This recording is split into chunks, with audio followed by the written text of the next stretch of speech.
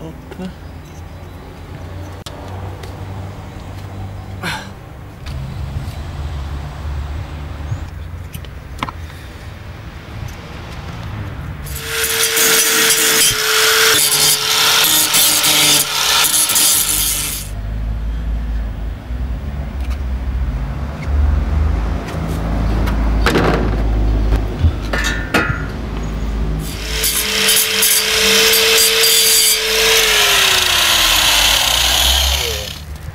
Le mec qu'on va rencontrer là, Gus. Le mec qu'on va rencontrer, Gus, c'est un... Bon, il est descendu pendant une dizaine d'années en Afrique. Et c'est un mec... c'est un génie de la mécanique, quoi. Quand je dis un génie, c'est un mec qui touche sa bille en mécanique comme j'ai rarement vu, quoi. Même le chef d'atelier de chez Peugeot, je suis sûr qu'il a jamais fait les trucs qu'il a fait, quoi. Le pare-brise, c'est un truc qui est difficile à planquer, quoi. Parce que en plus c'est fragile, ça prend de la place. Donc il fallait trouver une solution pour pouvoir transporter le pare-brise sans se faire choper à la douane et en ayant le moins de risque possible de le casser. Et donc j'ai trouvé une petite astuce que tu vas comprendre très vite.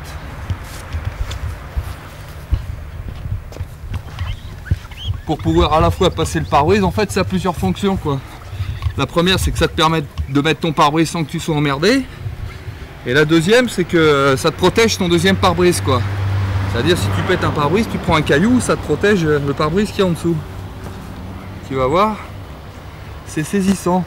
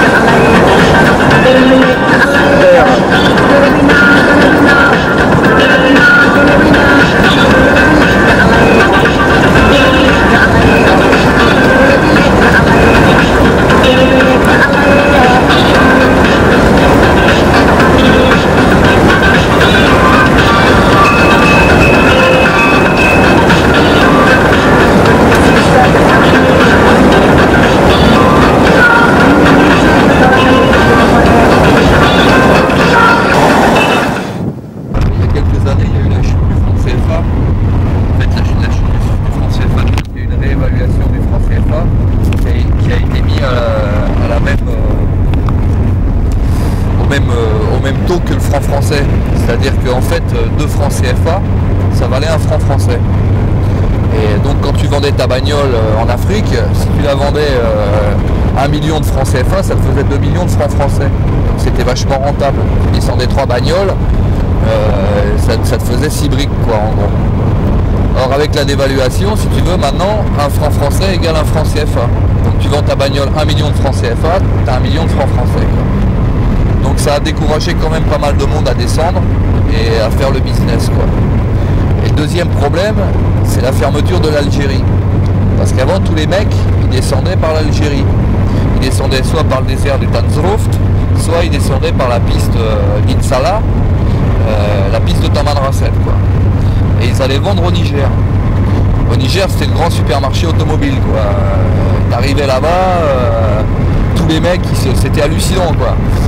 T'as 2 km avant Arlit, tu t'arrêtais ta bagnole dans le désert, tu réunissais tes effets personnels, tu vois, tu mettais tes fringues, ton sac de couchage et tout, et t'arrivais à Arlit et les mecs ils se rouaient sur ta bagnole, quoi. Et tu vendais tout ce que t'avais, quoi. Tu vendais le réchaud à gaz, la lampe, le matelas si t'en avais un, toutes les pièces de rechange, et tu vendais la bagnole. Et tu prenais un taxi et tu t'arrachais vite fait sur la frontière, quoi. Et bon, comme l'Algérie a fermé, en fait, il y a eu un espèce de déplacement de... Je dirais pas de pègre, quoi, mais disons que y a les gros acheteurs, quoi, ils se sont plutôt déplacés sur la Mauritanie, quoi. Mais bon, la Mauritanie étant un pays relativement fermé quand même, ça a été assez difficile pour eux de pouvoir arriver à faire leur business là-bas, quoi. Donc ça a bouffé un petit peu le marché, quoi. Plus tous les problèmes politiques et les problèmes de guerre qu'il y a au Niger, quoi. Parce qu'à la limite, pourquoi pas continuer le marché sur le Niger en passant par le Mali, enfin la Mauritanie et le Mali. Mais bon, le problème c'est que les Nigériens, ils se foutent sur la gueule régulièrement, quoi. Et avec le problème des Touaregs, les problèmes tribales, etc. Et donc, c'est pas la peine d'aller se faire piller là-bas, quoi, pour arriver à vendre une bagnole. Disons que il y a deux types de transitaires, quoi. T'as les mecs qui font ça relativement régulièrement. C'est-à-dire qu'ils descendent 4, 5, 6 fois par an, quoi. C'est-à-dire qu'ils descendent, ils vendent leur bagnole, ils en ont déjà une de préparée en France, ils remontent, ils bidouillent un peu, crac, ils redescendent la bagnole, quoi. Et puis bon, t'as des mecs qui ont envie de se faire un voyage, quoi.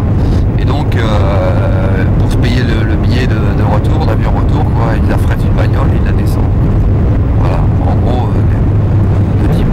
Tout le monde est au courant de cette pratique parce que les flics ils nous ont donné le mode d'emploi de ce qu'on allait faire quasiment. C'est pas un truc qui est Ouais, légal, bien sûr. Pas... Ouais, bien sûr, mais il faut bien comprendre le contexte africain, quoi. Le contexte africain, c'est que s'il y avait personne pour descendre les bagnoles, je veux dire, les Africains n'en achèteraient pas et donc ils n'auraient plus de bagnoles. Parce qu'en fait, il y a une importation de véhicules neufs, voire de véhicules d'occasion haut de gamme sur l'Afrique de l'Ouest, notamment au Sénégal. Mais la plupart des Africains, quoi, ils ne peuvent pas se payer une bagnole qui va leur coûter 10 bâtons, quoi.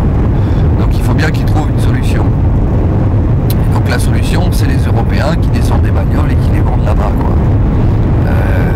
Et ces bagnoles, elles ont deux fonctions principales, quoi, hein. La première, c'est une fonction de voiture particulière. Et la deuxième fonction, c'est une fonction de taxi, quoi. Voilà. Donc les taxis, si tu veux, c'est tout ce qui est 404 plateau, 504 break, 505 break, enfin tout ce qui est break en général et plateau, quoi. Ça sert de taxi brousse, ça sert à relier d'un point à un autre, quoi, hein. Et Et après, t'as les voitures particulières, quoi. Ça, c'est les boubous, c'est les mecs qui ont déjà un statut social un peu élevé, quoi.